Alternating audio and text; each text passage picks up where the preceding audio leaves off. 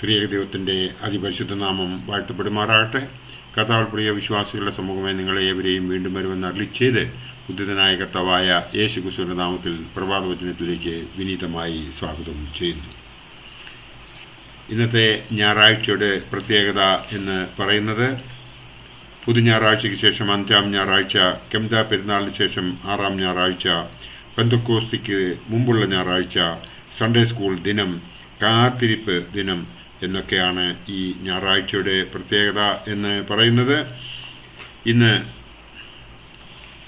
വിശുദ്ധ കുർബാനയിൽ എവൻഗേലിയൻ മേശയിൽ വായിച്ചു കേൾക്കാൻ പോകുന്നതായ വേദഭാഗം വിശുദ്ധ യോഹന്നാൻ ശ്ലീഹായുടെ രക്ഷാസുവിശേഷം 13-ാം അധ്യായം 31 മുതൽ 36 വരെയുള്ള വേദഭാഗമാണ്.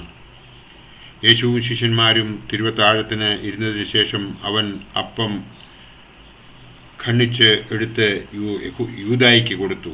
അത് വാങ്ങിയ ഉടനെ അവൻ്റെ ഉള്ളിൽ സാത്താൻ കടന്നു. യേശുവിനെ കാണിച്ചു കൊടുക്കുന്നതിനായി അവൻ അവിടെ നിന്നും മഹാപുരോഹിതന്മാരുടെ അടുത്തേക്ക് പോയതായിട്ടാണ് പിന്നീടുള്ള ഭാഗം നാം കാണുന്നത്. അവൻ പോയതിനു ശേഷം യേശു ശിഷ്യന്മാരോട് സംസാരിക്കുന്ന ഭാഗമാണ് നാം ഇന്ന് വായിച്ച് കേട്ടത്. തൻ്റെ ഈ ലോകത്തിലെ ദൗത്യം പൂർത്തിയായിരിക്കുന്നു, ഇനി കുറഞ്ഞുവെന്ന് മാത്രം ഞാൻ നിങ്ങളോടുകൂടെ ഉണ്ടായിരിക്കുകയുള്ളൂ എന്ന് അവരെ യേശു ഉദ്ബോധിപ്പിക്കുന്ന ഭാഗമാണ് നാം വായിച്ചു കേൾക്കുന്നത്.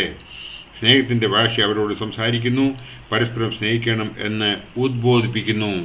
സ്വർഗാരോഹണം മുതൽ പെന്തക്കോസ്ത് വരെയുള്ള 10 ദിവസങ്ങൾ കാത്തിരിപ്പിൻ്റെ നാളുകൾ എന്ന് അറിയപ്പെടുന്നുവെന്ന് നമുക്ക് ഏവർക്കും അറിയാമല്ലോ.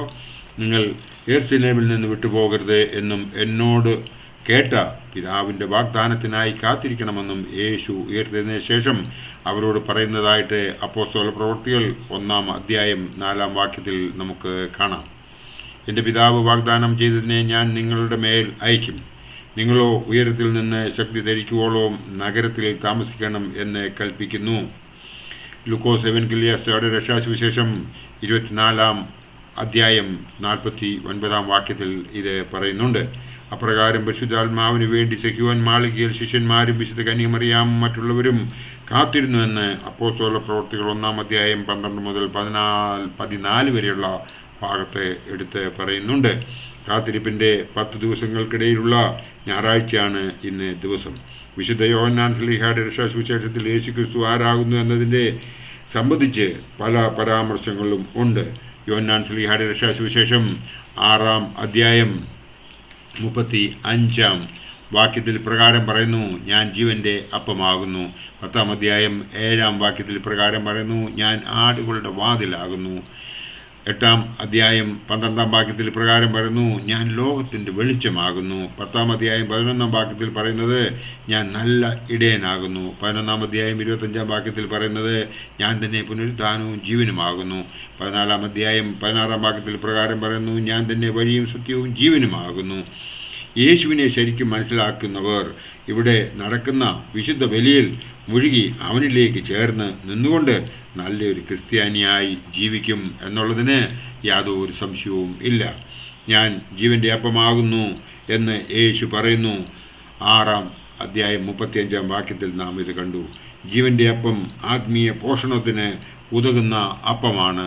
നിസായിലെ മോർ ഗ്രിഗോറിയോസ് ജീവൻ്റെ അപ്പത്തെക്കുറിച്ച് പറയുന്നത് മനുഷ്യൻ്റെ നിത്യരക്ഷ വിശുദ്ധ കുർബാനയുടെ അനുഭവത്താൽ ശരീരത്തെ അറിയിക്കുന്നു.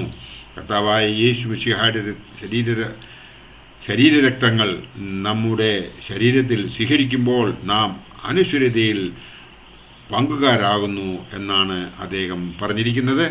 ഈ കാത്തിരിപ്പിൻ്റെ നാളുകളിൽ നാം മനസ്സിലാക്കേണ്ടതായ 3 കാര്യങ്ങൾ ഉണ്ട്. ഒന്നാമത്തേത്, നാം പൂർണ്ണഹൃദയത്തോടെ ദൈവത്തെ ആരാധിക്കണം. രണ്ടാമത്തേത്, യേശു തൻ്റെ ലോകദൗത്യം പൂർത്തീകരിച്ചതുപോലെ നാം ഓരോരുത്തരും നമ്മെ ഫലമേൽപ്പിച്ചതായ ദൗത്യം പൂർത്തീകരിക്കണം. മൂന്നാമത്തേത്, വിശുദ്ധിയോടുകൂടിയുള്ള കുർബാന അനുഭവം നമ്മെ നിത്യതയിൽ 3-ാമത്തെ കിരീടത്തിന് അവകാശികൾ ആക്കും എന്നത് മറക്കാതെ നമ്മുടെ ഓരോ കുടുംബത്തിൻ്റെയും അനുഗ്രഹത്തിനായി സാക്ഷ്യമുള്ള ക്രിസ്തീയ കുടുംബങ്ങൾ ആക്കി തീർക്കുവാൻ നാം ഓരോരുത്തരും ശ്രമിക്കണം. അതിനായി 128-ാം സങ്കീർത്തനം 1 മുതൽ 4 വരെയുള്ള വേദഭാഗം വായിക്കുമ്പോൾ ഒരു സാക്ഷ്യമുള്ള ക്രിസ്തീയ കുടുംബത്തെക്കുറിച്ച് അതിൽ എഴുതിയിരിക്കുന്നത് നമുക്ക് മനസ്സിലാകും. ദൈവം നമ്മളെല്ലാവരെയും അനുഗ്രഹിക്കട്ടെ. എൻ്റെ വാക്കുകൾ ഉപസംഹരിക്കട്ടെ. നന്ദി, നമസ്കാരം.